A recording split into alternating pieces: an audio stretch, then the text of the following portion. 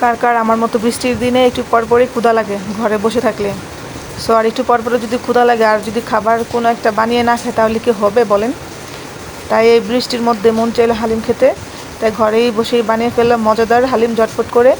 আর বিশেষ করে আমি প্রত্যেকবারই ঘরেই হালিম বানিয়ে খাই, বাইরের হালিম আমার কাছে বেশি ভালো লাগে না, আর সেটা খেতেও কেমন যেন লাগে। আর এই হালিমটা বানানোর পর এতটা টেস্ট হয়েছে, মিনিমাম আপনি 1 প্যাকেট হালিম দিয়ে 5 জন পেট ভরে অনায়াসে খেতে পারবেন, এতটা সুস্বাদু হয়েছে। আসসালামু আলাইকুম আমার প্রিয় ভাই বোনেরা। তো আজকে এই বৃষ্টির মধ্যে আমি সন্ধ্যার নাস্তা হিসেবে মজাদার হালিম রান্না করব। সো ফার্স্টে আমি এখানে মাংস নিয়ে নিলাম, এখানে হাফ কেজির মতো মাংস, মানে তেল হাড় সহ মিলিয়ে নিলাম, হাড় নিলে আর একটু বেশি হয়েছিল। সো আমি এখানে পরিমাণ মতো পেঁয়াজ কুচি আর অনেকগুলো মরিচ কেটে নিলাম। নেওয়ার পরে এটাকে আমি এখন তেলে সুন্দর করে ভেজে নিচ্ছি। ভেজে নেওয়ার পর আরেকটা কথা, আপনারা যদি বেশি পরিমাণের ঝাল খান তাহলে মরিচ বেশি অ্যাড করবেন। তো আমরা ঝাল বেশি খাই, যার কারণে মরিচ বেশি দিয়েছি। আর হালিম একটু ঝাল ঝাল না হলে খেতে ভালো লাগে না তেমন। তো আমি 2-3টা হাড় নিয়েছি, পরিমাণ মতো মাংস, আর নিয়েছি কিছু চর্বি।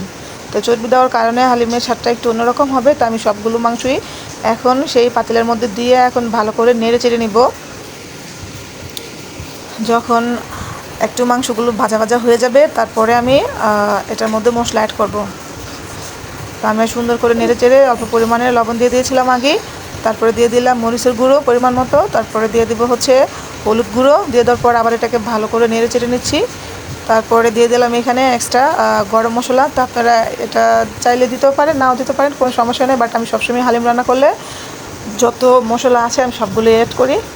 তারপরে দিয়ে দিলাম আদা এবং রসুন বাটা। তো দিয়ে দেওয়ার পর এটাকে আমি আবার ভালো করে নেড়ে চেড়ে নিচ্ছি, যাতে করে সবগুলো মাংসের সাথে মশলা মিলে যায়। তো আমি এক পর্যায়ে এটাকে নাড়তে নাড়তে আমি সেই হালিমের মধ্যে মশলার প্যাকেট ছিল এক্সট্রা, আমি সেটা দিয়ে দিলাম। তো এটার মধ্যেও কিন্তু সব কিছুই ছিল, তারপরও আমি দিয়েছি একটু টেস্টটা বাড়ানোর জন্য। তা আমি সবগুলো মশলাই দিয়ে দিয়েছি এখানে, দেখতেই পাচ্ছেন। তা সবগুলো মশলা দিয়ে দেওয়ার পর আমি এখন আবার এটাকে সুন্দর করে নেড়ে নিব। তো নেওয়ার পর আমি এখানে অল্প পরিমাণের পানি দিয়ে দিয়েছি, যাতে করে মাংসটা ভালো করে সিদ্ধ হয়ে যায়। তো আমি পানি দিয়ে দেওয়ার পরে আমি আবারও একটু এটাকে 2 মিনিটের জন্য নেড়ে চেড়ে নিলাম। তো নাড়ার পরে আমি এখন এটাকে লো হিটে 10 মিনিটের জন্য রান্না করব। তাই আমি এখন সিদ্ধ হওয়ার জন্য ঢাকনা দিয়ে দিলাম। আর এদিক দিয়ে আমি হালিমের ভিতরে আরেকটা প্যাকেট ছিল, এগুলো হচ্ছে ডাল, এখানে সব রকমের ডালই আছে।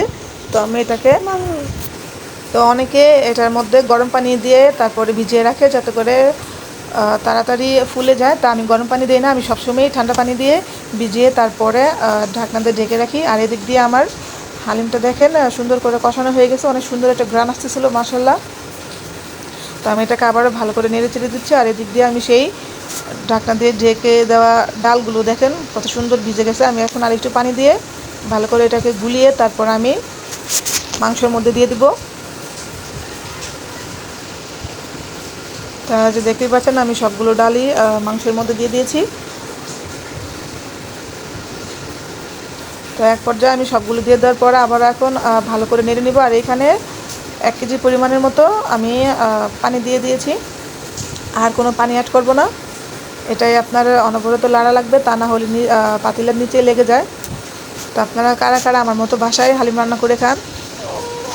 বাসায় একটু কষ্ট হলেও কিন্তু বাইরের হালিম থেকে ঘরের রান্না করা হালিমে অনেক টেস্ট হয় আমার মতো। আর আমার হাজবেন্ড খুবই পছন্দ করে, বাসায় যখন হালিম রান্না করে দেই ও খুব তৃপ্তি সহকারেই হালিমগুলো খায়, ওর অনেক ফেভারেট। যাই হোক, তো আমি ঢাকনা দিয়ে ঢেকে দেওয়ার পরে দেখেন হালিমের সুন্দর একটা কালার চলে আসছে। আর হচ্ছে তারপরে আমি আলতোভাবে নেড়ে দিচ্ছি, কারণ তা না হলে পাতিলের নিচে লেগে যায়। তো দেখেন সুন্দর একটা গ্রান আসতেছিল। আর আমার বাচ্চা তো এই হালিম খেয়ে খুবই প্রশংসা করেছিল, তার অনেক পছন্দ। আপনাদের এই গ্লাসটা দেখার কারণ হলো কি, এই গ্লাস দিয়ে আমি 2 গ্লাস পানি দিয়েছি, যার কারণে এই গ্লাসটা দেখানো হয়েছে। যাই হোক, তা হালিমগুলো নাড়তে নাড়তে তো এক পর্যায়ে আলতোভাবে নাড়তে নাড়তে আমি আবারও 10 মিনিটের জন্য ঢাকনা ঢেকে দেওয়ার পর আর দেখেন ফাইনালি আমার কিন্তু হালিম রান্না প্রায় শেষ। আর এই নলিটা সবই সিদ্ধ হয়ে গিয়েছে। আর এক্সট্রা টক ঘরে কোনো তেঁতুল ছিল না, যার কারণে আমি এক্সট্রা টক বানিয়েছি, এটা সিক্রেট। আর এই টকটা খুব মজা হয়েছিল, আমার বাচ্চা এমনি খেয়েছিল, তাই এমনিও খাওয়া গিয়েছিল, এমনি অনেক মজা ছিল। তো যাই হোক, ফাইনালি আমার রান্না কমপ্লিট হয়ে গেছে। আর এই হালিমটা প্রায় আমরা 5 জন খেয়েছি অনায়াসে পেট ভরে। আর এতটা মজা হয়েছে বলার বাইরে। আর এটা যদি আপনারা নিজেরা বাসা বানিয়ে খান তাহলে কম্পেয়ার করতে পারবেন বাইরের হালিম রান্না করলে কেমন টেস্ট হয় আর নিজেরা রান্না করলে কেমন টেস্ট হয়। আমার মতো একটু কষ্ট করে হলো বাসায় রান্না করলেই বেস্ট হয়, কারণ বাইরের হালিমের মধ্যে মাংস কী না কী মাংস দেয় বলা যায় না, খেতেও ঘৃণা লাগে। যাই হোক, দেখেন আমার হালিমটা প্রায় হয়ে গেছে। দেখতে মাশাআল্লাহ কতটা সুন্দর লাগতেছে, কালারটা কিন্তু জোশ ছিল। আর একটা কথা, আপনারা কি বৃষ্টির শব্দ পাচ্ছেন? যদি বৃষ্টির শব্দ পেয়ে থাকেন অবশ্যই জানাবেন। বাইরে কিন্তু প্রচুর পরিমাণে বৃষ্টি হইতেছে আজকে, 1 সপ্তাহের বেশি টানা বৃষ্টি হইতেছে। তো বৃষ্টির মধ্যে হালিম খেতে খুবই ভালো লাগবে, তাই আপনারাও খান এবং সবাইয়ের সাথে শেয়ার করেন। আর এই টকটা কিন্তু আমি নিজেই বানিয়েছি। যাই হোক, সো আমার ভিডিও যদি আপনাদের ভালো লেগে থাকে অবশ্যই সবাই like, comment, share and subscribe করে পাশে থাকবেন। তো এই বলে আমি আজকের জন্য এখানে ভিডিও শেষ করব। সবাই ভালো থাকেন, সুস্থ থাকেন, আল্লাহ হাফিজ।